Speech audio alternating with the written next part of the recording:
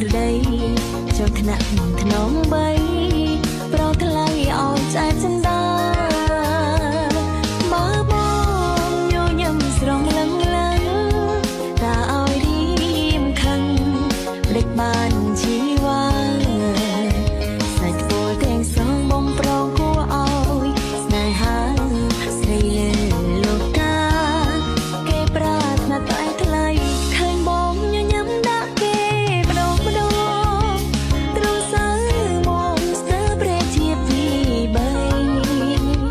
ឈិនច្រណែកប្រកាន់ប្រច័នថ្លៃ